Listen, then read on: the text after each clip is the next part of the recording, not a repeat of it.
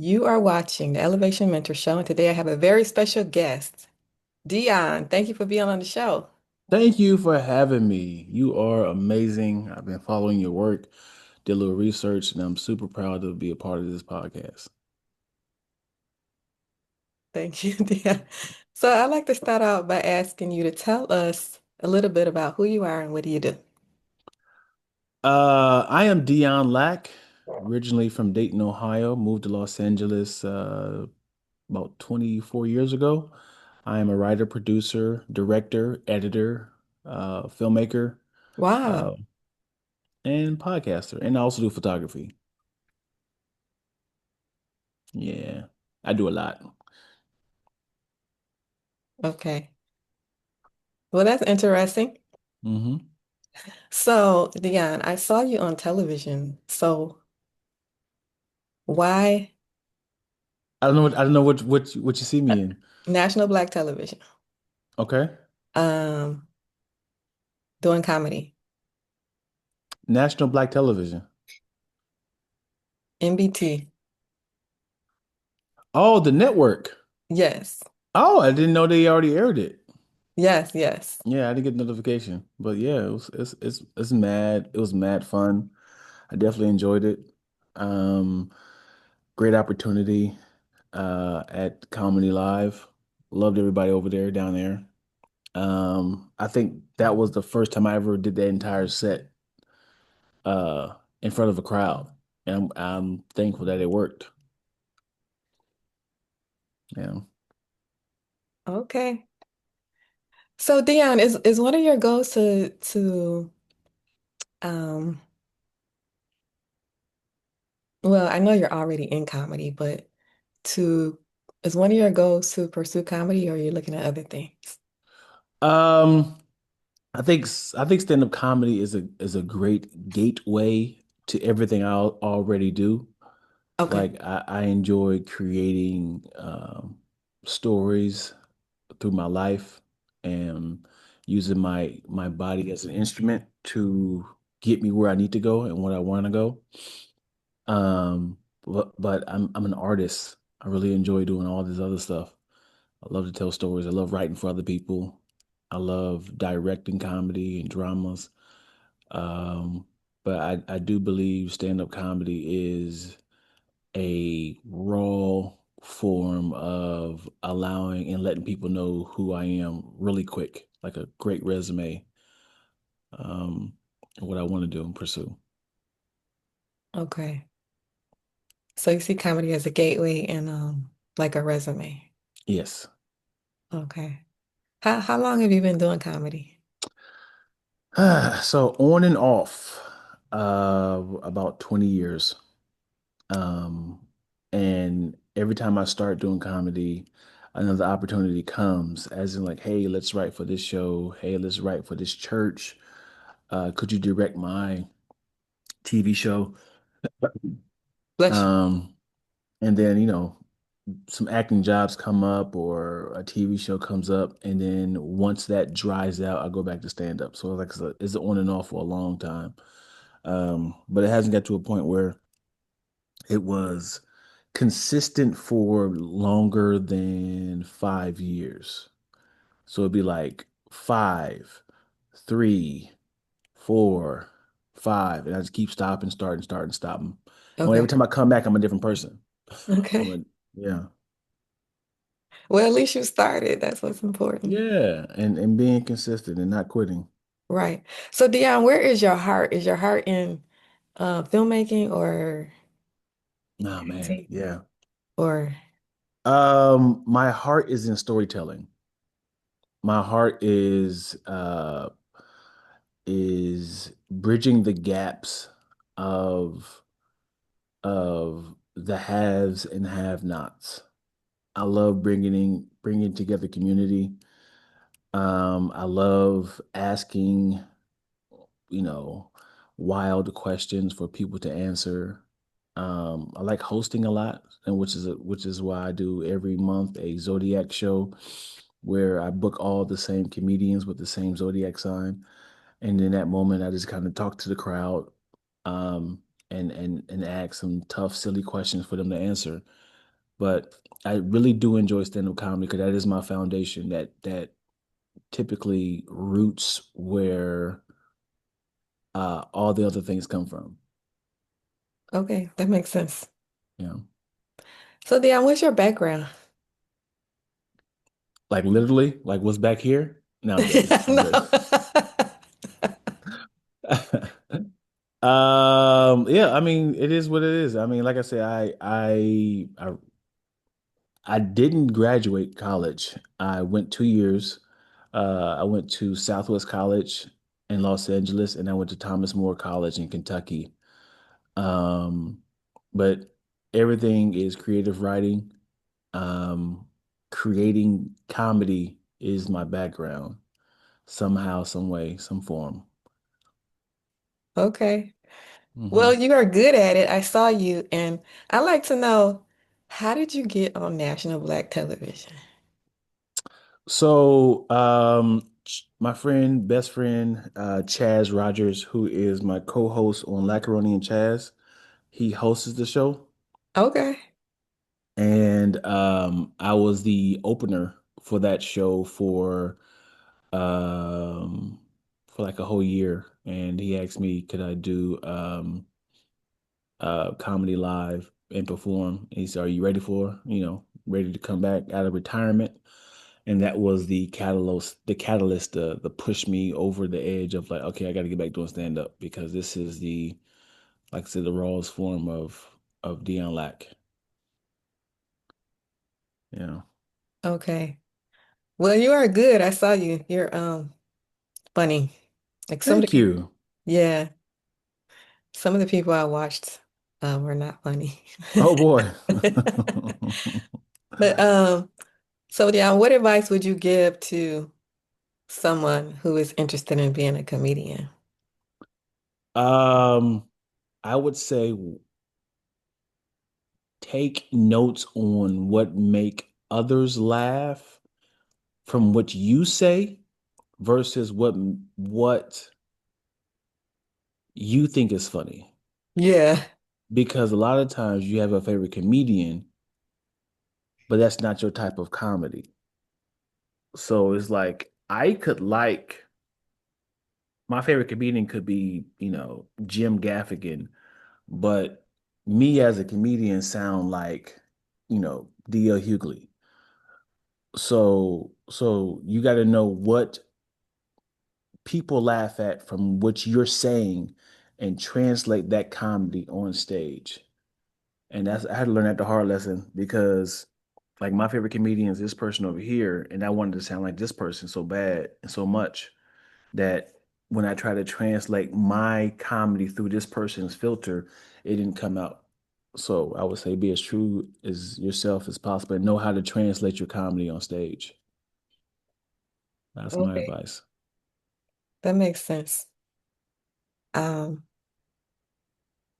so about like how long does it take to actually make it? Like you have to be in the industry like 20 years and things like No, I mean, LA is all about opportunities, um, and networking.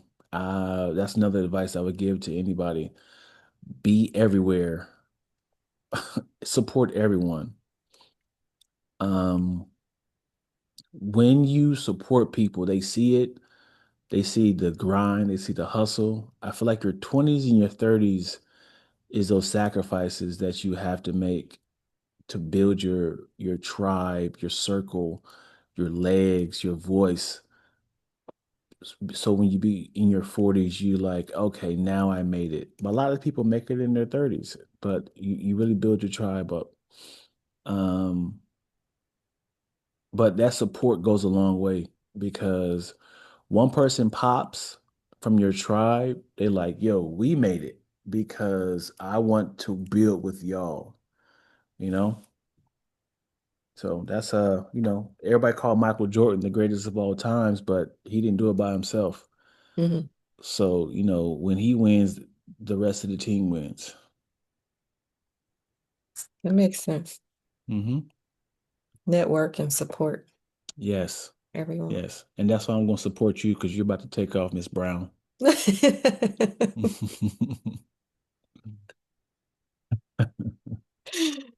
So, Dion, let me ask you. So, you mentioned about these other things that you do, like filmmaking, producing, writing, which is very interesting. So, when it comes to what area you decide to go into, can you do a bunch of different things, or do you need to focus on one thing? I can't do them all at the same time. Um, yeah, this is why I do like Headshot Wednesdays, Podcast Tuesdays. Uh, I post all my content on Mondays from the following week. I usually record the things I need to do for content on Thursdays, which is today. And then Friday is usually a writing day or a chill day. And then the weekends mostly with my children. So I can't cross these days over because my mind needs to reset of what am I doing today. Because if I try to do a like multiple different sort of jobs, my creativity is just shattered. So balance is real.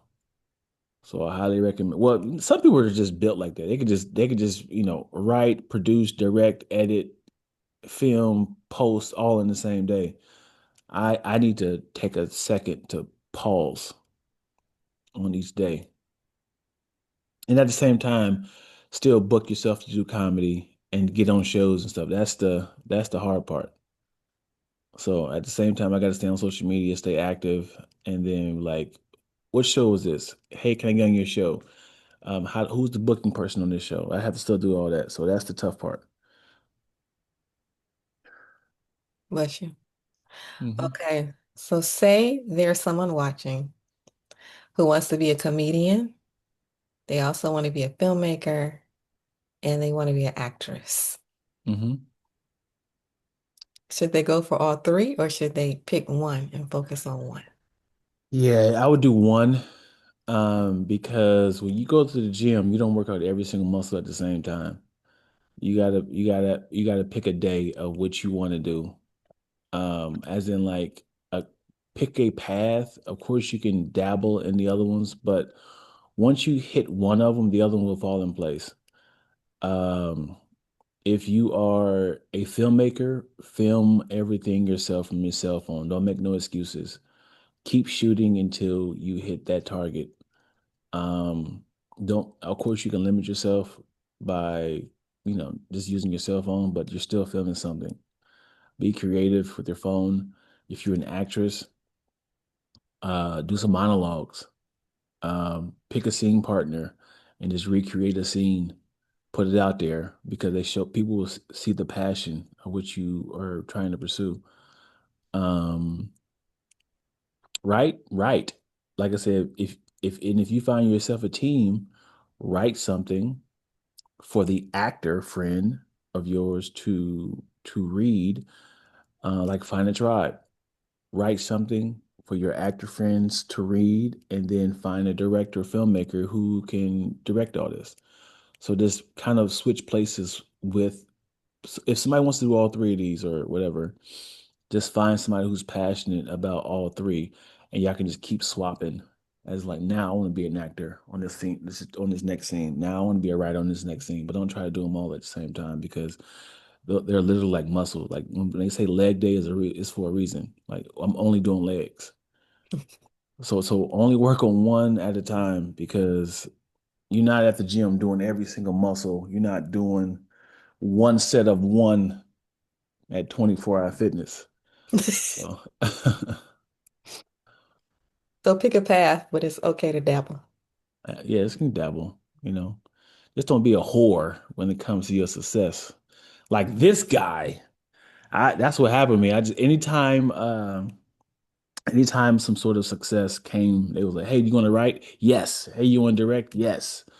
And at the same time, other parts of my career start to drop because I wasn't working out on that. So I would say highly recommend just stick to one path and the other stuff will fall. Okay, Dion, when it comes to comedy, how do you train? How do I train for comedy? Um, so when it comes to writing, a lot of the times I say it'd be funny if, like I see a premise, and I'm like, it'd be funny if, right? And I just finish the story like that. Like if you and I right now on the Zoom, and I was like, it'd be funny if a naked guy walks behind Shakira's background, right? So now I'm like, did you see that guy just walk behind you? Like, no, nothing happened like that. So it all becomes from like a reality, an actual premise, and then now I'm just creating a story behind that. All of a sudden, like, what if it's this happened right now? Then what if this happened? That's how I train of something is real and then something exaggerated happens. When it comes to stand up, of course, your friends, your circle is your open mic. You can talk to people about real topics, real things that has happened. And it's like, oh, that was actually organically funny.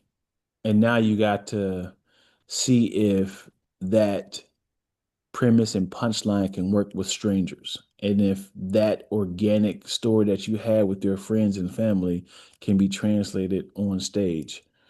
That's how you train. And also you can tweet, you can thread, you can do a little quick video in your stories and see if it works. Like, this is doing really well. This is my little quick open mic, and this is a funny little bit.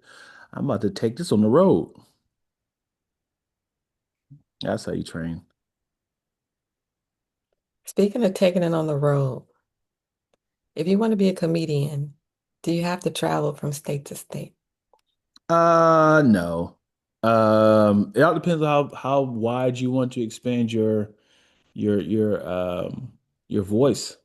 You don't have to, but it's a nice little flex resume by saying, catch me in Boise, catch me in Alabama, catch me in, Mississippi. It's a nice little flex to say I'm a traveling comedian. But a lot of comedians can just stay in the same little, region, Pacific, I just work on the West because when you work local, you're not paying for flights, hotels. Sometimes the hotel will provide it for you. I mean, sometimes the comedy clubs will provide it for you. But if you just working local, you're saving some money. But if you can put some butts in the seats, and your audience will get stale if you stay in the same area.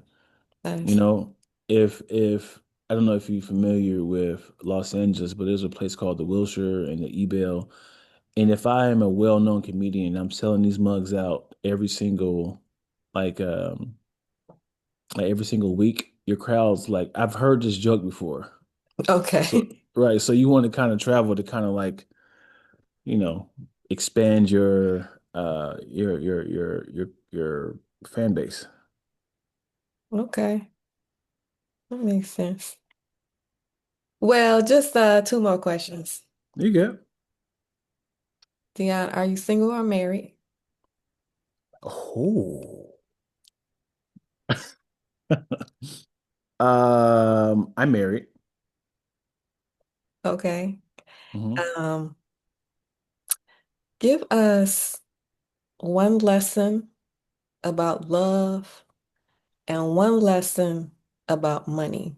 Like imagine you're talking to somebody that's 20 years old and you're gonna give them a lesson about love and a lesson about money. My lesson about love is communicate every single day. Speak your heart, speak your mind. Um, I highly recommend you don't go to sleep angry with each other. Um, I would look at your relationship like like on jobs when they have like the quarterly reviews, Yeah. just to kind of check in. How are we doing? What can I do better? How can I be a better husband? How can I be a better wife? Let's discuss the do's and don'ts of, what I didn't like, or, so we can move forward. Highly recommend you communicate. Um, be aware that, um, life and your partner will change throughout the year. Money changes, body changes, children comes, beliefs changes, and you guys got to be in one accord. Um, are, you could be in love, but are you happy with this person? Do you like this person? Um, Hmm. That's how a are good you? one. Do I like this person? Yeah, I love a lot of people, but can I tolerate them like forever, like in front of my face? Um, but yeah, just always communicate. Don't keep to yourself. Allow filter through your partner versus filtering through your friends. Yeah. Um, and That's my advice when it comes to relationship and love. What's the other one you asked? Give us a Money. yeah, yeah, give us a lesson about money. Maybe something that you wish you had known when you was 20. Um, what's what I wish I would have known when I was 20? Invest in yourself. Chase your dreams, or someone's going to hire you to help them chase theirs. Uh, Use the job that you have to sustain your livelihood and your lifestyle, but also pursue your career at the same time. Um, Budget your life. Budget your friends, family, me time, your boundaries, um, and highly recommend you have a job while pursuing your career. Um, and constantly invest in yourself. I don't believe, and this is me, I don't believe there's never some extra cash. I feel like this is that time for you to upgrade your camera, time to invest into some acting classes, use that extra money to buy a better shirt, just invest into yourself because he's like, hey man, your hygiene's off. Like, invest into some soap. Um, but yeah, definitely invest into yourself. But yeah, that's the that's the recommendation I got for when it comes to money. Bless you. All right. Any last words you would like to leave the audience? You said lyrics? Uh, any any any last words you would like to leave for the audience? Um, Follow me. I don't know why I'm so gassy right now. I'm burping and coughing. It's only because I'm interviewing you, that's why. That's what it is. Right. I'm nervous. You making me nervous. Gorgeous Uh, women make me nervous, okay? Um, I would say follow me on all platforms, Dion Lack, Dionlack. And yeah, follow me on Lactose Entertainment on YouTube. Follow my podcast, Lackaroni and Chaz.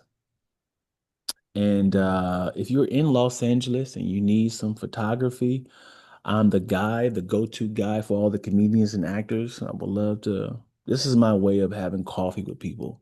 This is my way to get to know people. Instead of taking people out, I said let's take some pictures so I get to see them in their raw form. So if you ever make it to Los Angeles, Miss Brown, I would love to definitely take your pictures. All right. Sounds good, Dion. Thank you for being on the show. Absolutely. It's my pleasure.